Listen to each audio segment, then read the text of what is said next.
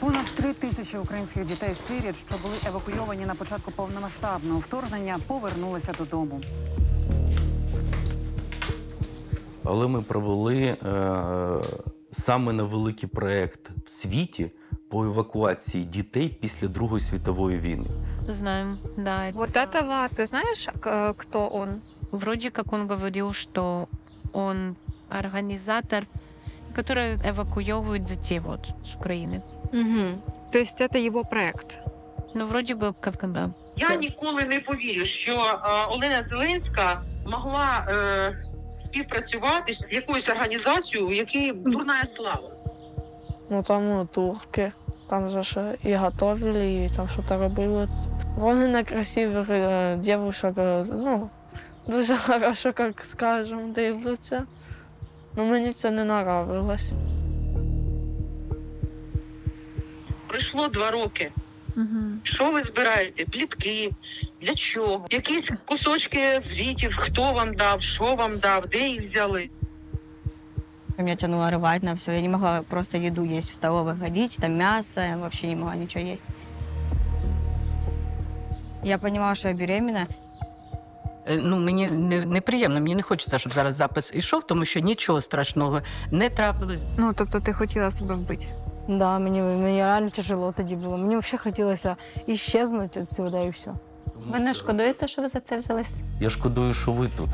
Тому я, як людина, і як журналіст в минулому, і як сьогодні посадова особа, не раджу займатися такими темами.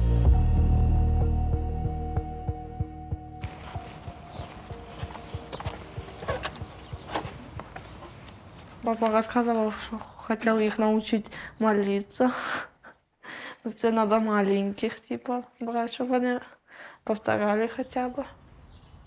Мене звати Катерина, мені 17 років. Коли ти потрапила в інтернат, скільки тобі було років? Ну, приблизно 6 або 7 років. В інтернат я потрапила із-за того, що у мене дуже сильно мама бухала, так якби і служби їздили теж туди-сюди, робили замічання. Коли прийшли додому, оказалося, що батько розтопив печку і сильно накалив її. І загорілася її хата, і все. І дідусь успів достати документи, але не всі. Типу. І після цього нас відправили в інтернат, типу, як поки не знайдуть житло. Год, 2, 3, ніхто не забирав, потім вже знайшли хату, типу, і нас почали на вихідні забирати. А потім вони почали бухати, приїхала служба, приїхали воспитателі зі школи і забрали нас, типу, з того, що в хаті не було що їсти, так як мама бухала, і взагалі було все одно. Типу. Я з молодшою сестрою, з молодшим братом. Типу, і не було нікого вдома, і нас тоді забрали.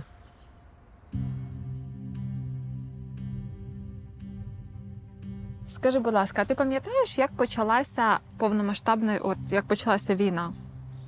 Ну, проснулась, був такий чудовий ранок, ми прийшли в клас, і наша учительниця подзвонила, хтось подзвонив. І потім вона поговорила, а потім каже, діти, у нас почалась війна. Ми включали мультики, ну, на плюс-плюс дітям включили мультики, і там термінове оголошення. Воно було по всім каналам, я як час пам'ятаю. І сидим, в Україні запроваджено військовий стан. Типа, наш кончений сусід напав на нас. Началась война. Мы сначала не поверили, ну, думали, шутят. Ну, еще мальчики забегали и говорили, друзья, война началась. Мы смеялись, мы говорили, ну, мы ж не знали, что это война. Потом нам говорят, пошлите все в холл, сядем вместе, будем смотреть ну, телевизор. Нам включили новости, да, правда, началась война. Мы были все в шоке. Я спочатку не вірила, кажу, що ти брешеш. Типу. І потім сказали збирати речі. Перші дні війни до мене звертається, я от точно не пам'ятаю, мені кажеться, що губернатор, але, можливо, людина від губернатора. І каже, що у нас питання дуже велике, ми не знаємо, куди дівати дітей. Була можливість, у нас були друзі в Туреччині, були можливості в Туреччині, були деякі можливості в Туреччині. І ми прийняли рішення, що взяти на себе і вивіз дітей до Туреччини.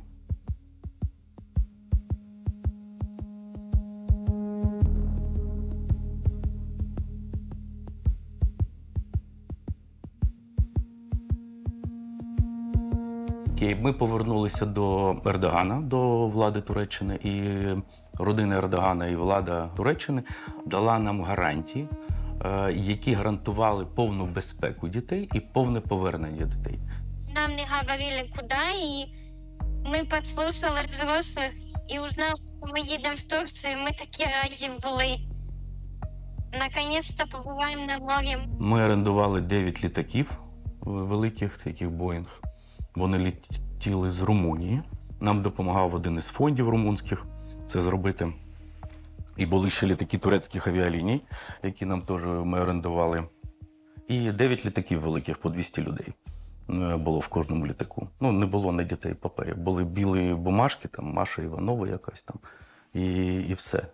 Ніхто не був готовий. Ні, там було більше 400 дітей. Там був інтернат з Горлиці, був інтернат Родина, Перлина була. Ну, коротше, Кам'янський, оця Мрія була. Ще якийсь інтернат. Дуже багато інтернатів було.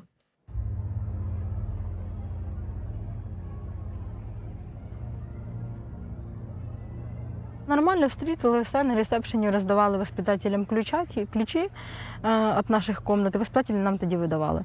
Ну, ми з Катєю одразу лягли отак спати, тому що ми уставші і навіть їсти не пішли в обід.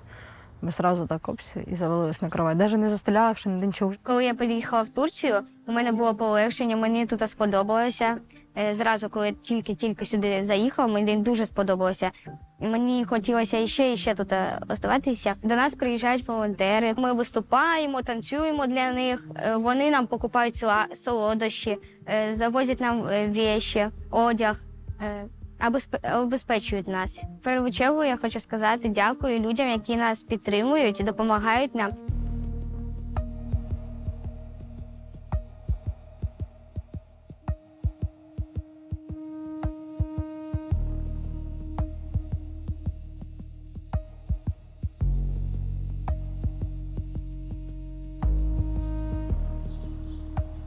Ну, я вообще сначала говорила, что я не хочу с Турции уезжать, а потом я поняла, говорю, я хочу, чтобы меня забрали в семью. А ты все время хотела семью? Не все время. Вот этот промежуток, когда, а потом, когда мне вот 15, потом 16 лет, потом я не хотела. А почему? Что поменялось? Ну, забеременела.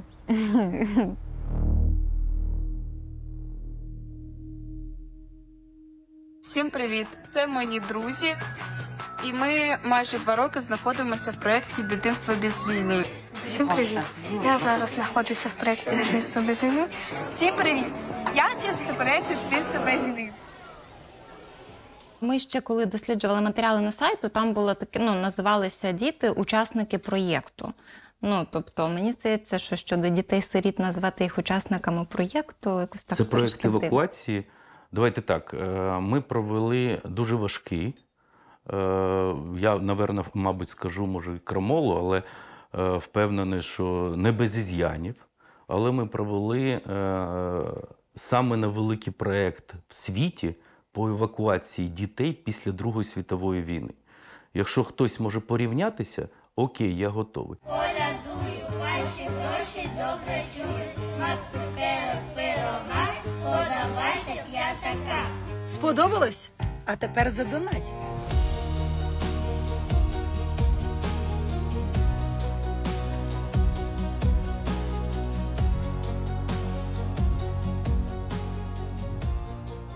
А для чого ви танцювали і вчили віршики в Турції?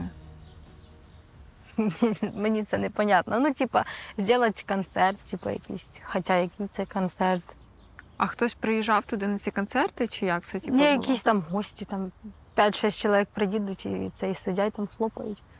Вони нам подарунками їм повинні щось приємне зробити. Спочатку ми їм танцювали, пели там, потім подарунки, фотки з подарунками. А меня иногда бесит, что без дозволу меня снимают или фоткают. Меня это просто раздражает прям. Хто захотів, то ти знімає. Не будуть підходити до кожного і спрашивать, можна тебе зняти, можна тебе сфоткати. Захотели, знали, захотели, сфоткали. А были моменты, когда нас заставляли, я говорила о том, что я не хочу этого делать. Мне сразу кидали там угрозы о том, что вот ты будешь наказана, ты будешь без телефона, без всего такого, что бы ты там хотела. Мы будем так же самое и тебе отвечать. Когда мы кушали, снимали Просто там интервью просили рассказать, типа я говорю о том, что я не хочу этого делать. Нет, ты должна, ты состоишь в проекте, за тебя деньги платят, за тебя, тебя одевают, обувают, кормят, а ты тут типа себя так ведешь и так далі. З першого дня всі відеозйомки, які були з дітьми, вони були з дозволу консульства, посольства. Мы много раз говорили о том, что мы против, мы не хотим, чтобы нас снимали, удалите видео, удалите. И в ответ тишина, мы не хотим. Нельзя. Это проект. Я взагалі не знаю, хто з наших працівників мог такі команди давати. Я в цьому впевнений. Часто эти видео снимали? Довольно, да. Мы в месяц там могли раз 5-7 так вот снимать. И, получается, говорили, что это будет именно для всех, кто участвует в этом проекте, кто нам помогает, волонтеры и тому подобное. А за рамки этого, то есть оно не выйдет только для тех, кто там участвует, волонтеры, там еще кто-то. А что именно не выйдет за рамки? Ну, то есть, допустим, там нигде это показывать не будут, только тем, кто участвует в этом проекте, и все. Угу. Это действительно было так? Ну, нас вылаживали в Инстаграм, в ТикТок, поэтому, думаю, нет. А как вы узнали, что вас вылаживают в Инстаграм и ТикТок? Там был страничка, получается, вот этого проекта. И нас туда вылаживали. В ТикТок просто в рекомендациях попадалось. Мы не хотели, ну, допустим, если мы говорим, мы не хотим, заберут телефоны, заберут планшеты. Мы не хотим, чтобы нас снимали, заберут телефоны, заберут планшеты.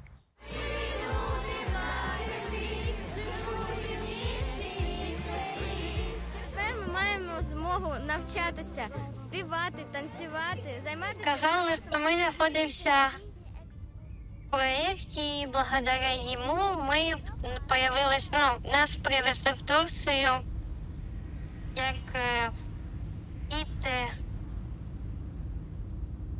діти війни. Только що прикали, що благодаря цьому проєкту ви не бачите оцих стрілянин, не бачите оцих шахедів, нам показували відео, де літають вони, нам це дуже показували, що спасибо проєкту за те, що вони вас прилетіли сюди, що ви нічого не бачите, ну, таке, плівками.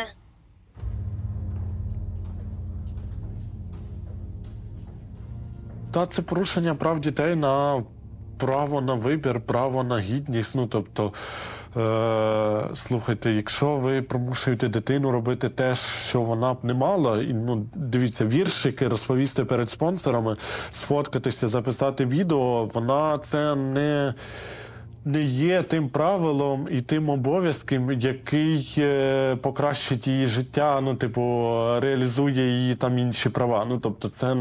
А ви хотіли би виступати теж, чи це було якби... Ну, може, хтось і хотів, але я точно не хочу на шмаді.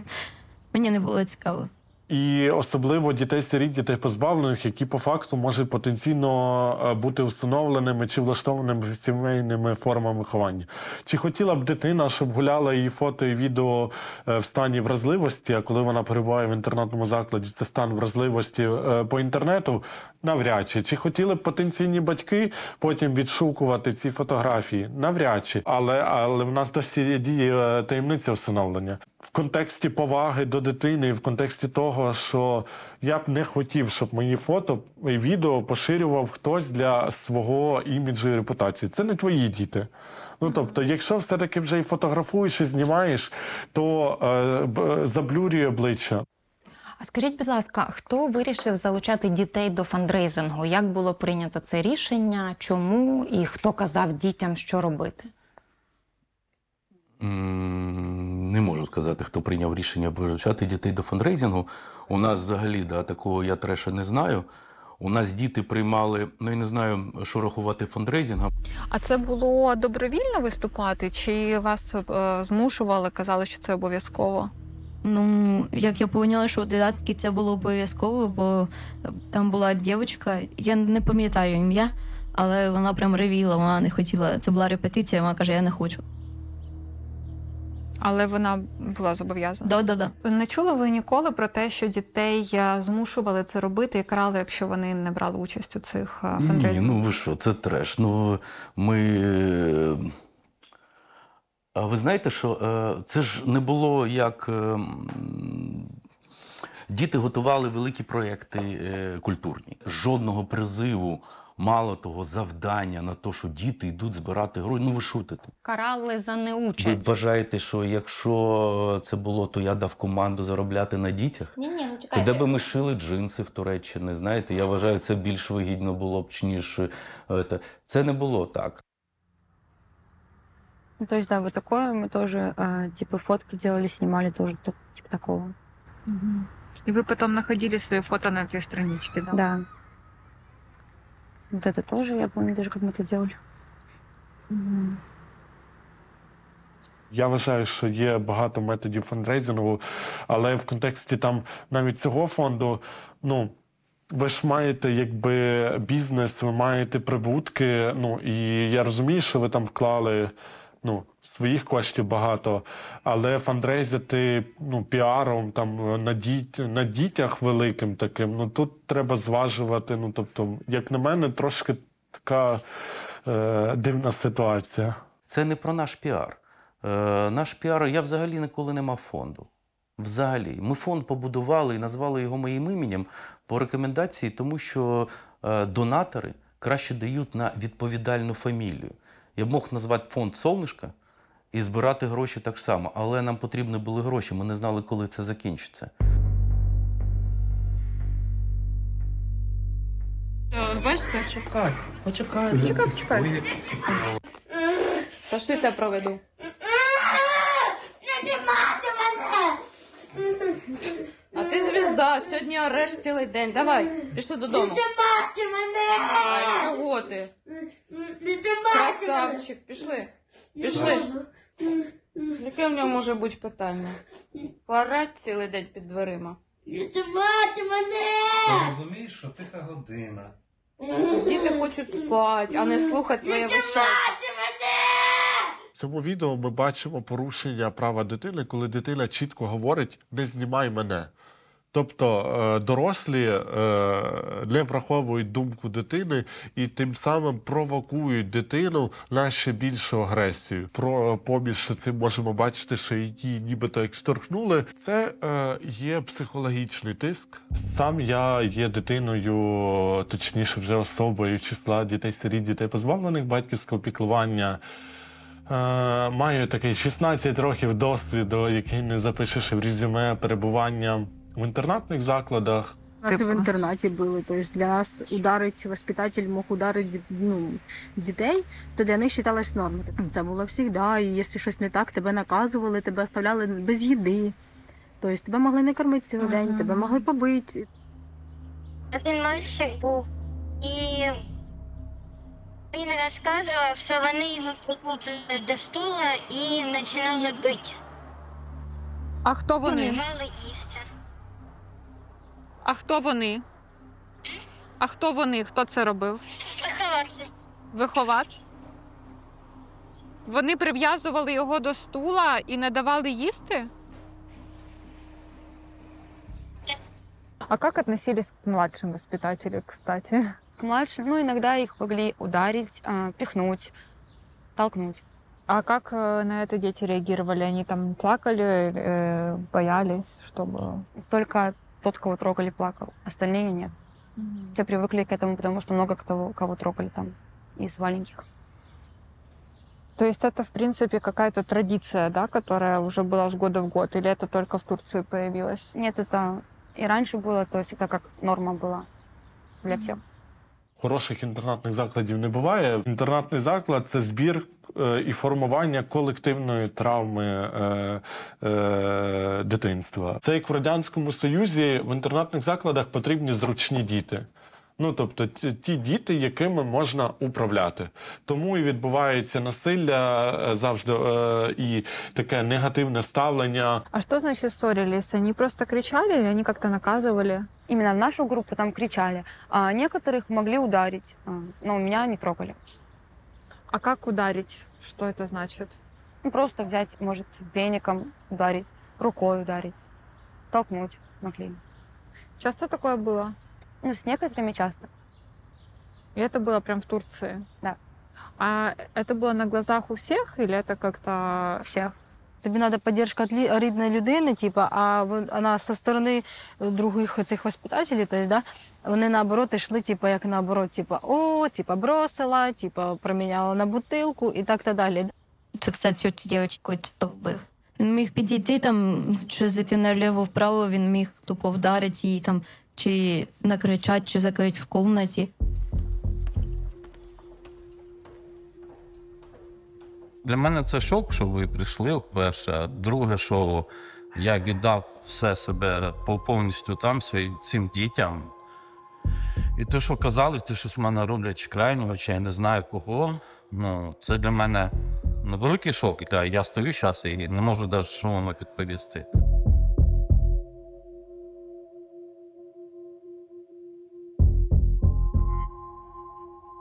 Він міг балакати, а міг і вдарити. Ну, він в основному був без свідків, щоб не було свідків. Але все одно багато хто чув це. Я вперше чую, що на мене діти, що я дітей бив, що це вони зробили, що я там, ну, не, як правильно сказати, неправильно поводжився або ще щось. Так, таке я чув, таке було, і, ну, щоб я над дітьми знущався, це, вибачте, це занадто вже. Це позиція, це не мої діти. Я прийшла, відпрацюю свої години і далі піду до своїх дітей. Для мене це питання системи, тому що вона є закритою, вона є ізольованою, вона не допускає людяності. Наскільки нам відомо, у березні 2024 року з моніторингом до готелів приїжджали представники Офісу омбудсмена. Чи відомо вам щось про цей моніторинг і його результати? Да, 100%. Щодо цього візиту, який згадувала Яніна, омбудсмена, був за його результатами зроблений звіт. І, власне, у звіті ми отримали до нього доступ, є певні речі, які стосуються саме вашого фонду. Чи ви читали цей звіт? Ні. Я не мав доступу до цього звіту. Я, з вашого дозволю пару цитат важливих зачитати і, можливо, ви прокоментуєте, чи так воно було. Зі слів українського консула, упродовж останніх 2 місяців суттєво зросла кількість запитів з боку представників фонду щодо допуску на територію готелю сторонніх осіб. Фонд пояснював це потребою показувати дітей з України для проведення кампаній зборів коштів на їх підтримку, на рахунки фонду, а також спілкування дітей із людьми поза межами закладу. Персонал фонду щоденно контактує з дітьми та має цілодобовий безперешкодний доступ до місць їх навчання і проживання, що уможливлює в тому числі ймовірні сексуальні злочини відносно дітей та застосування до них насилля. Цитата. Чи маєте як прокоментувати? Ні, немає. З першого дня в проєкті введена пропускна система. Готелі не працювали як готелі. Готелі працювали як табори. Baktım 4 hoca geldi. O zaman pek ben yani fazla Rusça bilmiyordum. Çeviriyle anlaşıyorduk. Sonra işte 4 hoca geldi, beni çağırdılar. Benimle konuşmaya çalıştılar ama Rusça ben bilmiyorum. Abimi çağırdım, abim Rusça biliyordu. İşte geldiler konuştular, sen neden odasına geldin? Neden yanına geliyorsun? Ну там турки, там же ж і готовили, і там щось робили. Вони на красивих дівчат, ну, дуже хорошо, як скажемо, дивляться. Ну, мені це не нравилось. Угу. Вони на тебе теж дивилися? Да. Гуляла я на улице, ну, дорослые сидели, мы можем гулять подальше чуть-чуть от них. И какой-то 2 турка, ну, что-то один турок до нас подходит и что-то начинает казать, а мы тікаем, бо боимся. А він говорит, не знаю, что-то казав там. Даже хотел приставать до нас. Ну, мы тікали. То есть, в принципе, вот эти вот те, кто этот проект организовывали, они могли заметить, что турки общаются с детьми? Да. Потому что они были в той же гостинице? Да. Если там, допустим, кто-то из девочек обнимался с турками, еще что-то, то никто внимания не обращал. Всем все равно было.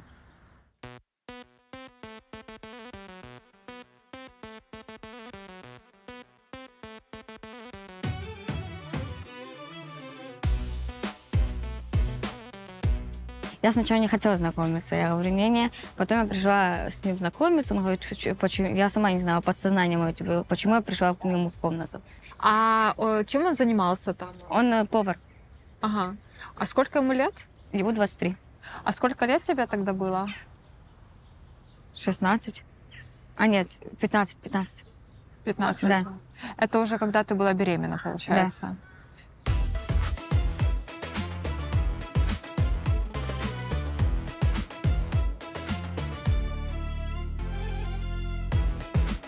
Ми з ним познайомилися, це було дуже інтересно так. Ну просто що в Турції зовсім друга їда. Мені Саліх виніс таку буханку хліба, розрізану напополам, там колбаска, помідорчик, огурчик, сирок, коротше, м'яско курине. І фольгу замотав, коротше, цей. Не фольгу, а в пищову пленку. Опс, їли. І він мене так підкармлював, а потім познайомились, потім Інстаграм попросив він у мене. Mesela yasaktı bu. İşte çocukların yanına gitmek falan. Ama mesela ona diyordum ben senin yanına gelmek istiyorum. Mesela odanıza gelmek istiyorum diyordum. O da diyordu yasak. Yok ben diyordum işte ben yasakları çiğnerim. Sıkıntı yok diyordum. Kimse beni görmez. Kimse beni görmeden mesela odasına giderdim işte konuşurduk, otururduk. Sonra geri çıkar odama giderdim. Yasaklar olduğu rağmen.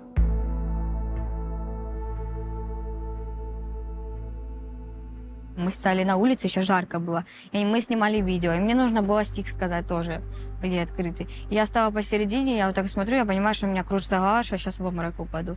И кричат Настя, типа, ну, Настя, рукой махнули. И я должна была слова говорить, и я просто вот так вот, ну, я понимаю, что все. И Тахир сзади, вот этот друг мами, ловит меня вот так вот и просто относит. И вот, да, и все потом начали догадываться тоже. Еще больше стала вероятность. А как маме отреагировал на то, что ты беременна? Ну, конечно, он сначала в шоке был, а потом сказал, не надо аборт никакой делать. Говорит, примем этого ребенка. Ты уедешь в Украину, потом я приеду. А почему? Ну, чтобы, если, я же говорю, если мы там бы осталось и узнали, что я беременна, мы бы посадили, а меня бы ребенка могли даже забрать, если бы я родила. Lavabolar var ama engelli bir lavabo vardı. Büyük, kocaman engelli lavabo. Kapısı kapanıyordu zaten. Orada yani ilişkimiz oldu. Я узнала, що я вагітна, виходить, це взагалі було дуже якось неожиданно. Для мене це була навіть істерика, хоч ми і предохранялися. Вот. І він взагалі не сказав. Типу, я не знаю, що він зробив з тим презервативом. Тобто, реально любила, да, там хлопці, типу, були якісь плани на дальніше, типу, все. Ну, після того, як він, коли узнав, що я їду в Україну, у нього якось агресія дуже сильно до мене проявилась. Тобто, він якийсь злий дуже став. Він почав хватати за руки різко, за горло. Воспитательниця його відтягувала. Є насправді деякі наслідки тих правопорушень, які відбувалися під час евакуації, які дуже важко приховати. Зокрема, декілька дівчат повернулися з цієї евакуації вагітними від турків, які працювали в готелях. Чи відомо вам про це? Давайте так. Як я можу це прокоментувати? Відповідальність, ми знаємо купу історій, які були в готелі. Відповідальність за цю історію несе не фонд, а несе люди, які відповідали за дітей. Просто тупо зняв 3 готеля величезних в Туреччині. Ми наняли повністю турецький персонал. Ми повністю контролювали весь готель. Нам турки нічим не допомагали. Турки віддали нам ключі, сказали, це ваше. Насправді, ми спілкувалися з багатьма людьми, які були залучені до цього процесу, і нам вихователі, які працювали там, казали, що вони скаржилися співробітникам фонду про те, що турки, які працюють в готелі, чіпляються до дівчат. І вони кажуть, що ніякої реакції на це не було. Ніхто з бізнесменів так близько дітей цих не бачив, як бачив я. А скажи мені, ти з цими дітьми спілкувався? Так, да, 100%. Я дуже часто був на локаціях. Ну, по-перше, як CEO фонду, я з України приїжджав, там знаходився деякий час, поки воно почало вже працювати. А щодо вагітних дівчат, вам відомо, неповнолітніх, яких? Ні, мені особисто ні. Ну, ті, які були вагітні, їх відправили з Туреччини в Україну і влаштували в ПТУ. Тобто посеред проєкту цих дівчат відправили. Можливо.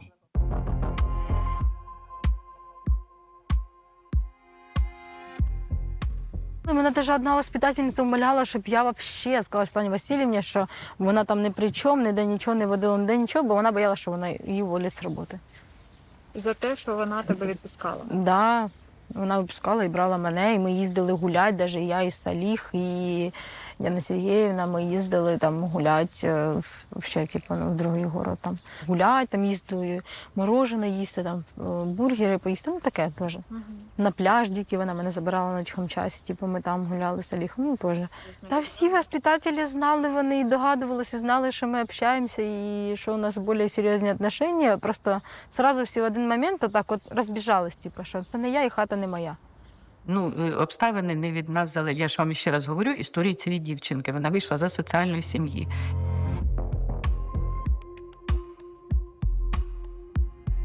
Але змінити, ну як воно вже в кожній клітиночці в крові, це діточок заложено, отакий спосіб життя. Sonra işte kız arkadaşım yazdı dedi işte hoca bizi görmüş ama hoca kimseye söylemeyecek. Tamam dedim. Sonra işte gene öyle konuşmaya devam ettik. Dışarıda buluşuyorduk. Ondan sonra gene bir hafta aradan geçti. Onun odasına gitmek istedim. Yani odasına gittim. Gene oturduk, konuştuk, sohbet. Sonra dışarı çıktım. Hoca tam yani hemen kapının önünde oturmuş. Bir tane hoca vardı. Yani o hocanın yani Allah ondan razı olsun, o yardım etti biraz. Sadece o hoca yardım ediyordu yani. Yani çünkü halimizden anladığı için, bildiği için pek bir şey demiyordu. Sadece o hoca bize yardım ediyor. İşte ondan sonra her gün mesela buluşuyorduk. Hoca mesela bir yere gittiğinde onu da götürüyordu. Ben de çağırıyordu mesela. Biz buluşuyorduk, geziyorduk. Некоторые учителя это ее обзывали плохими словами из-за того, что она в 17 років завагітніла. Я ее поддержала. Как можно не поддержать ее? Он через забор перелазил, приходил к ней в комнату. Иногда было такое, что воспитатели видели, что он приходит. Иногда ничего не говорили, иногда его выгоняли. Иногда они сами его пускали. И они пошли и рассказали Александру, вот этому Титову, который был с нами главный. Я знаю, Александр говорил, что он ей даст таблетки, чтобы у нее, типа, как выкидыш случился, говорил, что он ей даст так, чтобы она этого не увидела, чтобы она об этом даже не заподозрила и не знала. Она это кто? Настя. Ага, то есть она выпьет таблетку и не узнает, что у нее выкидыш? Да, что она не узнает, что за таблетку она выпьет. Он либо ей там положит куда-то ее, либо в еду, либо еще куда-то. Это как он угрожал ей, получается? Да, но она отрицала, что она беременна. Она говорила, нет, я не беременна. Уже не хотела этого делать. Ну, я не знав, я не бачив. І не то, що я її рідко був вихователь, я не бачили. І я конкретно не то, що не бачив, я навіть не думав про це. Он говорил, я знаю, что ты беременна, типа, я все равно так сделаю. Ну, в итоге он так не сделал. Тобто в готель могли потрапляти посторонні? Ну, вони жили в готелі, вони не потрапляли, вони були в місті з нами. А керівник повинні ще посторонні приходити в готель? Та могли. І ми вибудовували системи безпеки, ми побудували 4 кордона, так, щоб захистити дітей. Від вихователів, від самих дітей від дітей, від сторонніх, бо є з вулиці ще загроза, від якихось там сексуальних історій, які, можливо, могли би бути на території. А хто, чи я їх пускав? Я їх не пускав туди. І я не знав, чи можна їм туди заходити, чи не можна. Коли були питання там у мене до турків, то вони казали, це працівники, це тут убирає, в них же ж 90% чоловіків і якого возрасту. Всі такого від 18 там і пішло. Але, мабуть, коли дуже багато історій вони разом і дітей багато, можливо, щось і стається.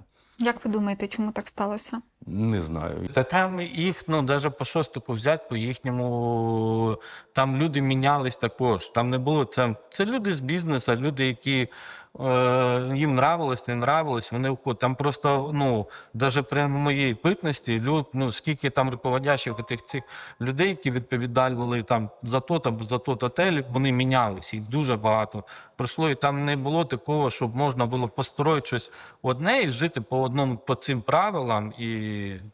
Я не знаю, я желаю дуже багатьом дітям пройти ці іспитання знущання, які пройшли наші діти, які прожили на дитячих майданчиках на березі моря. Ну, доля 2 дітей споплюжена назавжди. Вони народили дітей від турків, і тепер вимушені Я не цих можу дітей за це виховувати. відповідати. Я не можу.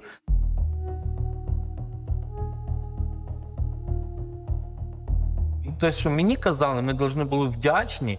Я вдячний, ще раз кажу, Шостику, що нас вивезли.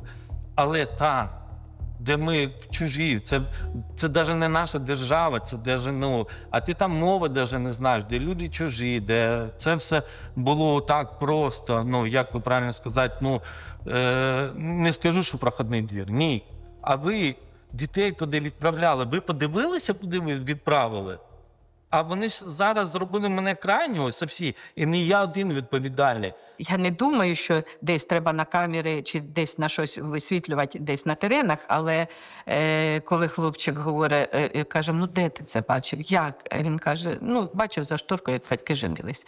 І ця дівчинка бачила за шторкою, як батьки женились. І розумієте, і вже її дорослішання, і оце все, те, що трапилось. Ну так, не тому, що погані педали, не тому, що вони не виконували свої обов'язки, які на них покладені. Тільки щось маленьке і відповідальність на керівнику.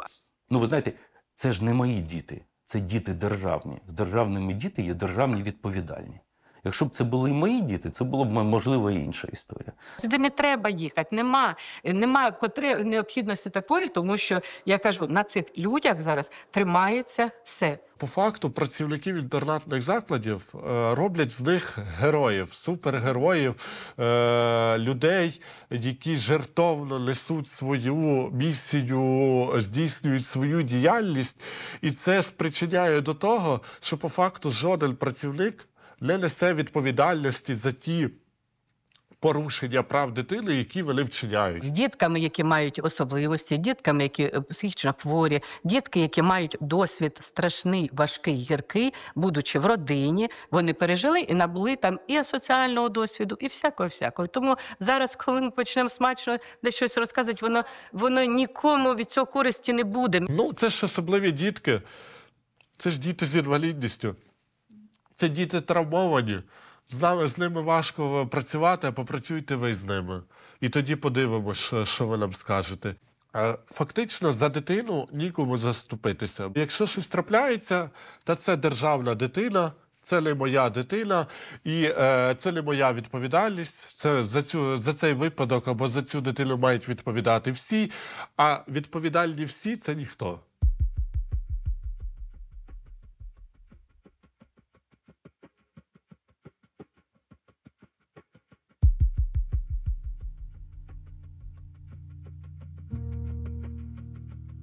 Не було фінансування, готелі не проплачені. І турецька сторона сказала, ми вже задовбались платити, ми розуміємо, що в вашій країні війна і так далі. Ну, ми зі своєї сторони багато що вже для вас зробили, дуйте назад додому.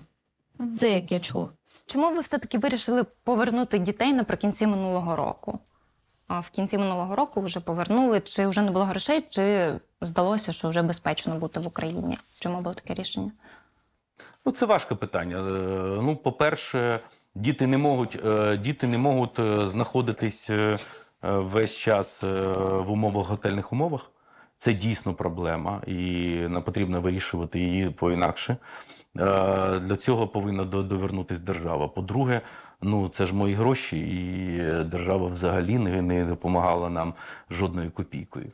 Тому і не планувала допомагати. Я хочу вирости, працювати, хочу стати масажистом, потім відкрити свій бізнес, потім зробити свій вагончик, де будуть всякі солодощі, щоб до мене клієнти приходили, уютно їм було. Когда рожала, мне было страшно, мне было больно.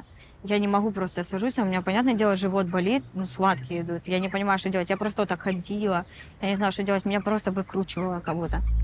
А чому ти різала руки? Ну, що вже я не бачила тоді взагалі ніякого виходу. Ну, от морально, тобто не морально, не фізично, я не бачила ніякого виходу з цієї ситуації. Мені просто взагалі не хотілося не жити, нічого. Що мені казалось, коли треба комусь допомога, я приходжу, я допомагаю, і так то далі. А коли мені треба якась допомога, так всі одразу так сливаються якось. Ну, тобто ти хотіла себе вбити? Да, мені реально тяжело тоді було. Мені взагалі хотілося іщезнути відсюди і все. Давно це було? Та ну, це було після родів, малому було 2 чи 3 місяці.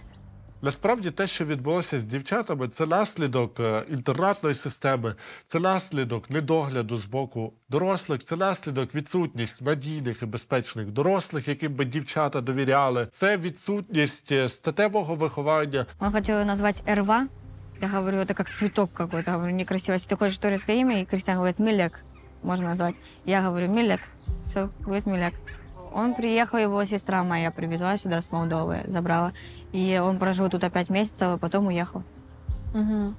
А почему он хотел жить с тобой, переехать в Украину? Вообще, да, но не сложилось у нас потом туда, в Украине. А почему? Ну, он нашел себе другую девушку. Например, я могу там пойти за ним, говорит, ты куда идешь? И он, например, там может ударить там просто по лицу вот так вот. Говорит, отстань от меня. Типа, я иду гулять. Говорит, мне надо успокоиться. А тебе якось Саліх підтримує? Ви підтримуєте зв'язок? Ні, я ще з ним не общаюсь, типу, тому що я не хочу. Він такий якийсь слишком паскудний чоловік став, скажу даже. Коли я робила, що ти працюєш? У тебя маленький ребенок, ты должна дома сидеть. Говорю, а кушать, а памперсы, а одеться? Говорю, ну типа, ты ничем не помогаешь. Коли я ушла з роботи, він мені каже, уйди з роботи, типа, я тебе буду скидувати деньги. Окей, ушла.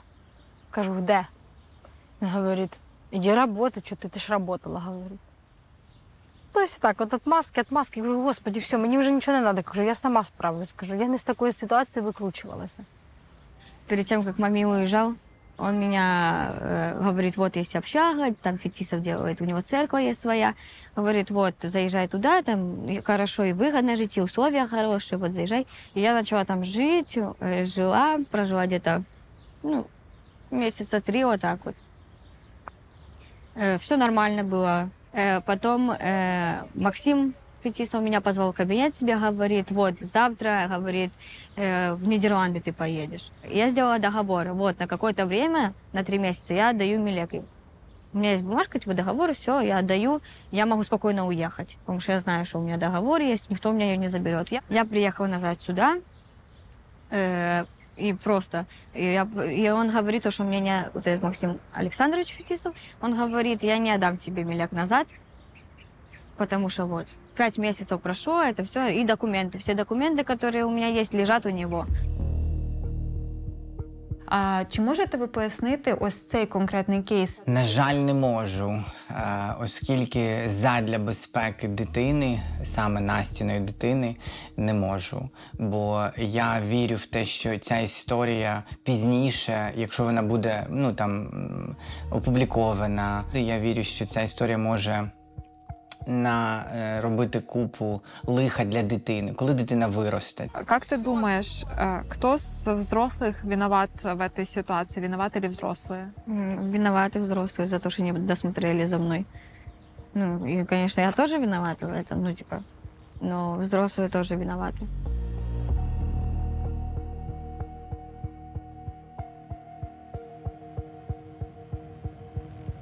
Також ми знаємо, що за наслідками цього звіту була порушена кримінальна справа в Україні. Чи вам щось про неї відомо? Давайте так. Я не знаю, яка справа відкрита в Україні. Вона не відкрита на працівників фонду, вона відкрита можливо, на працівників, які там працювали з дітьми. Я не знаю історію про то, що ви скажете, це дуже цікава історія. А кто-то из Турции, из этих преподавателей или волонтеров интересовались твоей судьбой? Нет, никто. Только Александр Титов, он, когда только приехал сюда, в Украину, с Нидерландов, он знал то, что я уже родила, уже Милек уже подросла, мы еще жили с мамой уже вместе на космонавта. И он говорит, приезжайте, чтобы бумажку написал, что меня не изнасиловали, чтобы его не посадили. А он это тебе так и объяснил? Да. А можешь описать это, как это происходило? Что он тебе говорил? Говорит, если ты хочешь, говорит, чтобы у меня тоже не было проблемы у тебя и у мамы. Говорит, вот, подпишите бумажку, что не было никакого насильства. Ну, я підписала, написала з моєю згодою це було. І коли я уїхала в Україну, мене воспитательниця спрашувала, типу, це від Саліха? Я казала, ні, тому що тоді якраз йшло якесь розслідування, і тоді могли посадити дуже швидко Саліха. Ну, пацану 21 год, я не хотіла портити йому життя, ну, що там в тюрмі та життя.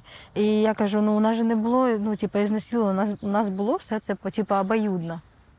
Також це наслідок віку, в якому вони ще не готові і не можуть приймати усвідомлене рішення щодо взаємодії з дорослими, які старші на кілька років за них. От. І я вважаю, що в першу чергу тут відповідальність на тих дорослих, які, скажімо так, вступили у стосунки з цими дівчатами, а наголошую, неповнолітніми дівчатами. А були якісь розслідування, ці кримінальна, здається, поліція розслідувала? Ви були по цій справі підозрюваними? Не був я ніде не підозрюваний. А ви кажете, що ви отримали догану. В чому вона полягала, ця догана? В кар'єрі моєї. А яка у вас мала бути кар'єра? Ну, не кар'єра, працівником, ну, вихователь, там я був заступником, старшим вихователем. Ну. А чим ви тепер, ким ви працюєте після цієї догани? Вчитель фізкультури. Скажіть, будь ласка, як я можу карати людину, яка сутками протягом доби мало відпочивала, майже не спала, тому що дітки хворі, потребувала допомогу, висновки зроблені. От по нам точно висновки не треба робити, щоб во всі услышання десь гучно прокричати, воно нічого не дасть.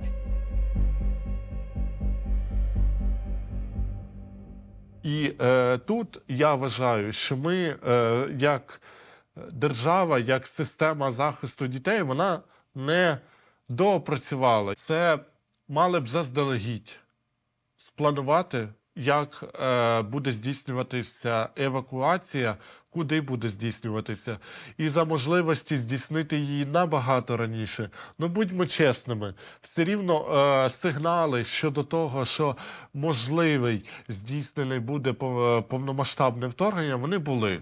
Так, там були якісь проблемні моменти, їх не може не бути, тому що, ну, такий час. Ми не слідчі, і ви не слідчі, да? Ви журналіст, в першу чергу. Ми передали в органи національної поліції для того, щоб вони з'ясовували, чи правда там були порушення, чи ні. Були допити онлайн з психологами.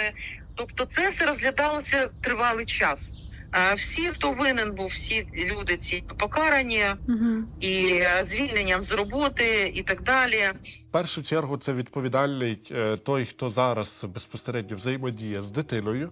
Це може бути вихователь, няня, вчитель і так далі. Далі цей би відповідальний, якщо щось трапляється, має повідомити відповідно керівника закладу. Керівник закладу далі мав би повідомити, скажімо так, департамент освіти і науки, якщо це в сфері освіти. Цей же ж керівник департаменту освіти мав би далі повідомити профільного заступника. Профільний заступник, відповідно, голову ОДА. І також в цьому ланцюзі ще присутній засновник цього закладу. Це зазвичай обласна рада. В обласній раді є ще відповідальні, це тобто певний комітет, який відповідає, скажімо так, за ці інтернатні заклади в певній сфері. Далі навколо цього ще є служба у справах дітей, яка відповідає за всіх дітей-сиріт і дітей, позбавлених батьківського піклування. Також тут може бути орган опіки та піклування на рівні голови. І також тут є Державна служба України у справах дітей, тобто це вже національний рівень. Є ще в цьому ланцюзі Національна соціальна сервісна служба, також є тут Міністерство освіти і науки, Міністерство соціальної політики і ще там, якщо це ситуація пов'язана з порушенням прав дитини, це може бути поліція і так далі, і так далі. Тобто в нас настільки розголуджена оця, скажімо так, відповідальність за дитину, що фактично ми бачимо, що відповідальність за порушення ніхто не несе.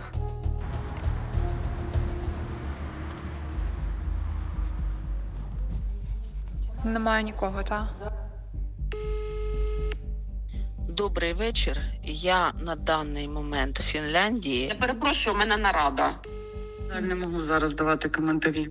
У мене інша посада, інше завдання. Всі розслідували всі ці моменти. Тому, давайте я чесно кажу, що на сьогодні нема про що говорити. Мені сказали, що дійсно це відповідь остаточна, і на сьогоднішній день коментарі не готові додаткові надавати.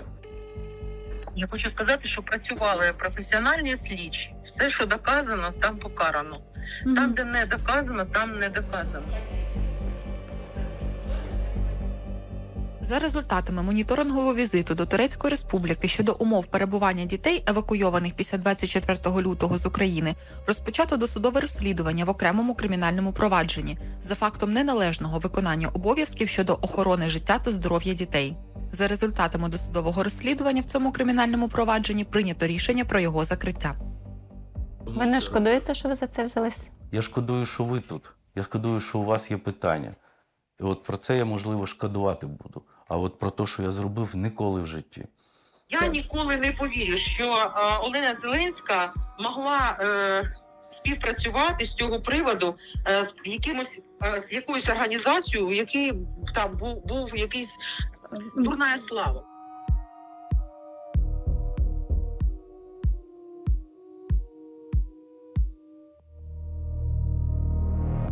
Коли ми вас питали стосовно цих безпекових питань і всіх цих результатів цього моніторингу, ви сказали, що відповідальність за це лежить на державі і на державних представниках, які опікували за дітьми. В той же час ви отримали від держави нагороду за евакуацію дітей, орден 3-го ступеня. Чи не відчували ви якогось внутрішнього дискомфорту в цей момент? Ви знаєте, це така собі історія.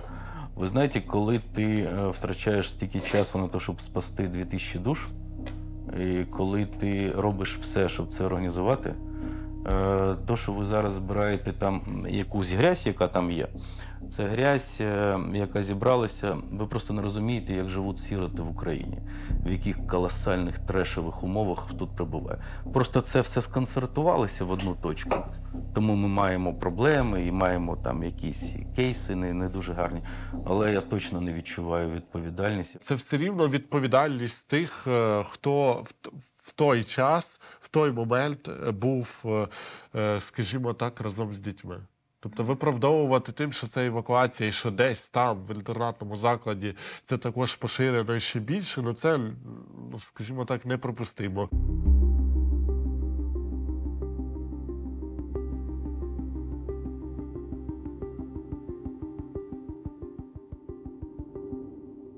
Діти не мають насправді бути бізнесом чи якимось проєктом.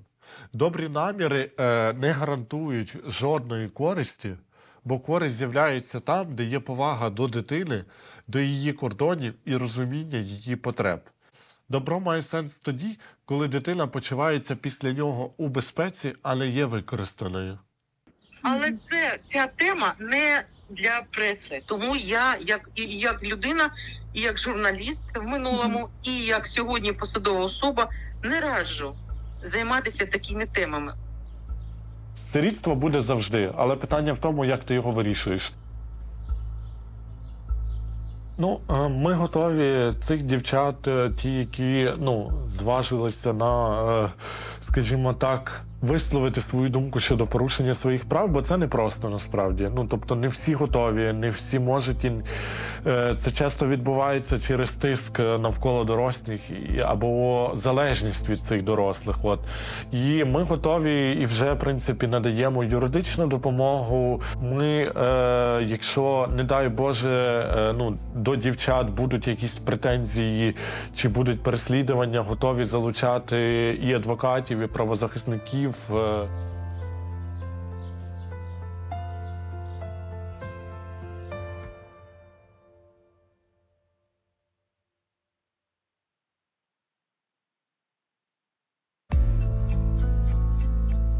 А як би ти в ідеалі бачила своє життя? Чого би ти хотіла далі?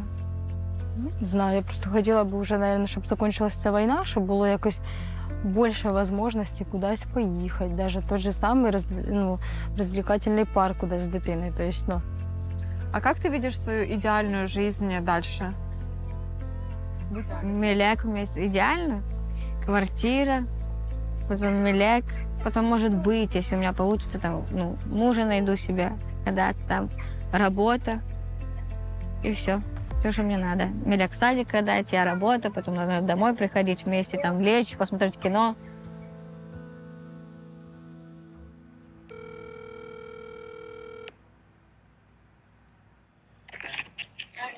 Слухай, скажи, ти знаєш, що в тебе в понеділок суд? Нет, я не знаю. А тебе позбавляють батьківських прав?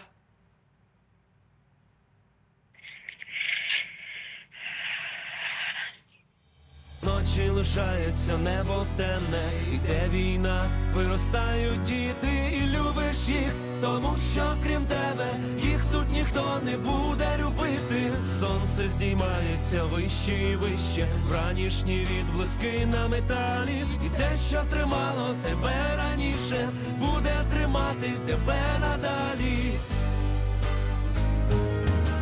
Той, хто мовчить, і той, хто говорить, простір над нами високий і хворий. Простір не має лишатись тривожним. Любов – це те, що сталося з кожним. Згадай всіх тих, що тебе просили, всіх тих, кому говорив до побачення, всіх, хто давав тобі радість і сила, хто має для тебе вагу і значення. Згадай всіх тих, кому нині тяжко, для кого час зупинився, як серце. Зроби перед виходом останню затяжку. Тобі тепер завжди носити усе це. Цю лють зими й березневі ріки, цю давню потребу лишатись людиною. Ми запам'ятаємо все це навіки. Нам далі жити цією країною.